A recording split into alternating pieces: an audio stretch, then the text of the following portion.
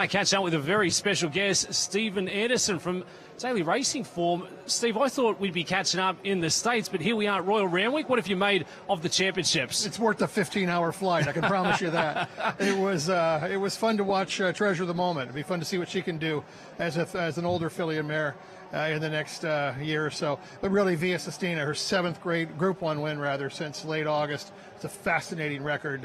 Really a world-class mare.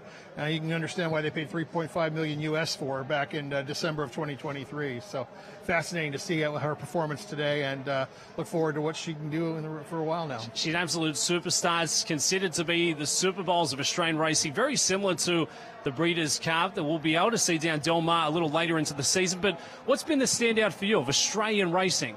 Well, I guess it's really just the pageantry of it.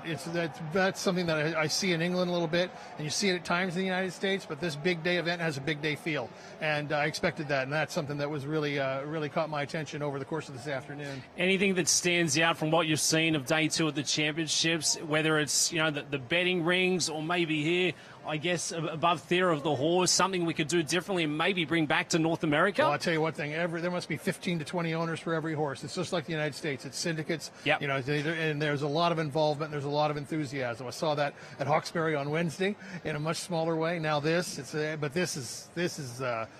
show. I mean, this is the biggest Santa Anita or Del Mar. What did you make of getting out to a track like Hawkesbury, getting a little out of the city where, it's like getting away from Santa Anita to maybe a smaller ballpark? That's what I wanted to see. I wanted to see the lower level races. They're very good. It was a very good program, by the way. But I wanted to see it at a smaller venue to appreciate it when you come here to a place that's almost as big as Santa Anita, really. I mean, it's laid out differently, but really the size is all there. So in that regard, it was fun to see the transition. And there's still 2 more racing days to go. Kembla Grange on Tuesday, and then Warwick Farms on Wednesday. So there's still this trip's not over yet. You watch out for that Jason Witham down there at Kembla Grange.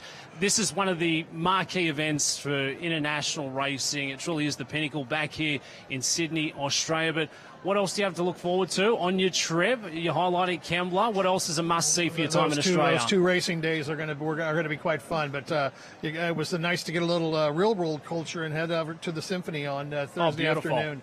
So, but this is neat because this is like a Breeders' Cup, as you mentioned a moment ago. It's every 30 minutes, bang, here comes a Group 1. And it's not just a $400,000 Group 1. I mean, it's the top of the division that this country can produce right now, and with a few Japanese and British thrown in as well, too. Do you think it's going to be a sign of the times moving forward? The big prize purses, it doesn't matter if they're coming from Japan, North America, they're going to meet on the one global stage? Yes, we've seen this festival trend over the last 20 years. It's not going away.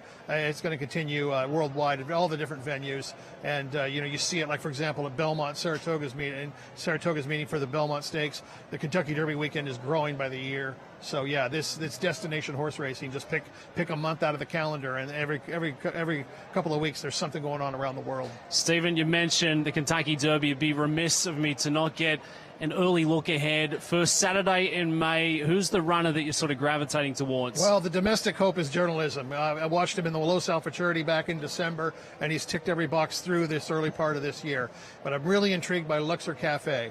He won so well in Japan in February and in March. And some of the runners he beat in February came back to run very well in the UAE Derby, and that really pushes the form up a little bit for something that's still a little different. So those are 2 runners that I'm looking forward to seeing how they draw and how they go through the next 3 weeks. Son of American Pharaoh there with Luxor Cafe. The Kentucky Derby fast approaching. We've still got more to come from right here, day 2 of the championships. Stephen Andersen from DRF. Appreciate you making the time for us on FanDuel TV, and best of luck for the rest of the trip. Thank you very much. Thank you.